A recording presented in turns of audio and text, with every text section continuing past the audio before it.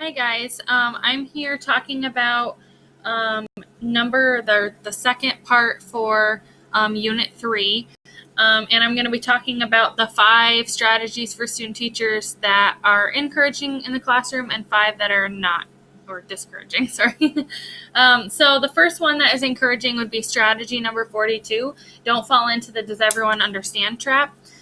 So this is really important, especially even with students in a general ed classroom. Oftentimes when you say, everyone understand, they're just going to nod and say yes because they're too scared to raise their hand. So that would be a good time to say, okay, I'm going to give you guys a few minutes here. I'm going to accept 3 or more questions, so at least 3 before we move on to the next topic. So that gives students a chance to raise their hand and ask you questions of what's going on. That's really important with ELL students, especially when they're coming in here new, so they're obviously going to have a lot of questions. The next one is strategy 44, plan questions in advance.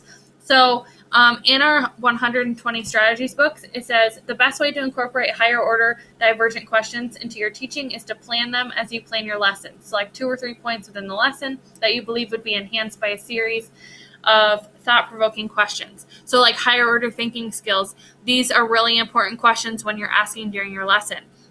So when it comes to planning a lesson, don't just, wait until you're in the middle of the lesson and try to ask a question, because sometimes it doesn't work that way and it's really hard to think on your feet sometimes. So make sure that you go through your lesson ahead of time and think of higher order thinking skills and ask them questions. So when, they can start thinking harder and working with their partners and stuff like that and dig into the information that you're teaching them so they know, what they're learning. They can think about what they're learning instead of just, do you understand? Yeah, and move on. So you have to get their brains thinking about what they just heard and to start developing an understanding.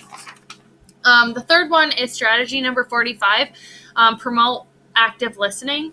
So there's a few examples on the bottom of this page, and one of them says, do you disagree or agree with what another student just said and why? So asking that kind of question can really start to give you information of what the student knows and what they don't understand.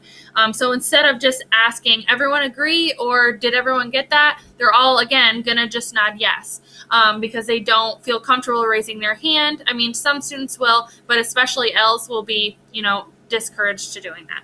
So asking questions like, can you give me an example of what he just said? Or can you elaborate on that? Or tell me more about it? That kind of thing, to get them to participate and to let you understand what they know and what they've been learning and what they have not been learning. The next one is strategy number 49, use think, pair, share. So a lot of times ELL students are not going to be comfortable getting up in front of the classroom and talking to everybody. So this way, when, even if it's elbow partners or a group of 3 or 4, something small for them to start out with. So a few students here and there that they can talk to is going to allow them to feel more comfortable and then eventually work to getting in front of the class, because they're not going to be in front of the class right away. So using a think, pair, share is a way for them to tell their peers what they know, but only to a small group instead of in front of everybody. And, sometimes they don't have enough courage to get in front of the room, and they're going to be embarrassed if they get the answer wrong. So that way it's only a few students and not all of them noticing. And the last one I picked is strategy 50, allow wait time. This is very important. So even with students who are not English language learners, you need to give students wait time. So when you're asking a question, you can't pick on the first person who raises their hand, because most likely that's a student that answers all the time. They're the ones that are above their grade level and they already know the answer. So we need to give the students that don't usually answer questions time to think about it, because I know when I was in school, I needed that extra time. I wasn't one that had the answer right into my head automatically. I needed to do the math, or I needed to think about it, go through what I learned before, my background knowledge and prior knowledge and stuff like that. So wait time, especially for ELLs, is very important because they need to know that you are allowing them to have time to remember and to think.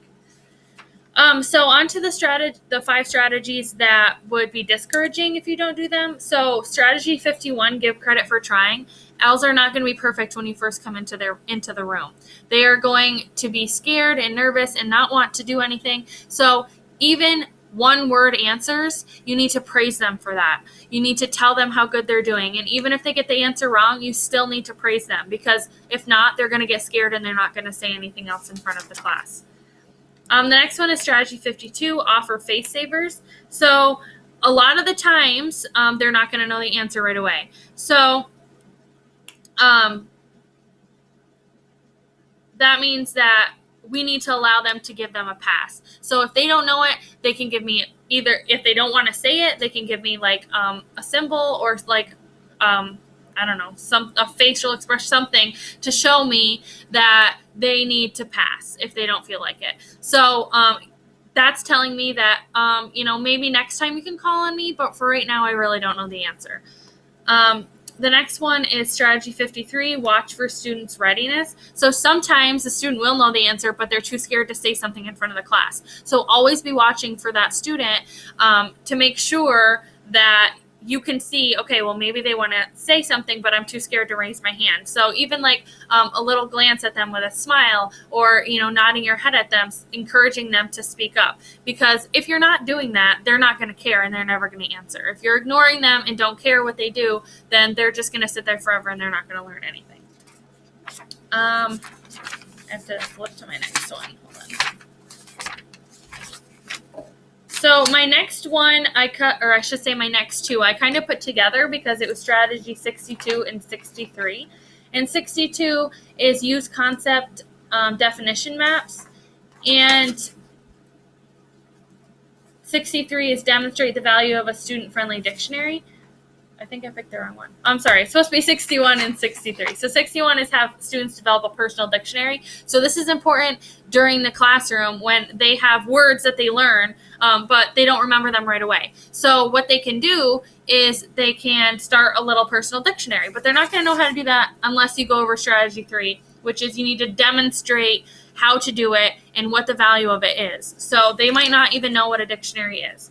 So using those two strategies together, as a student teacher, you would go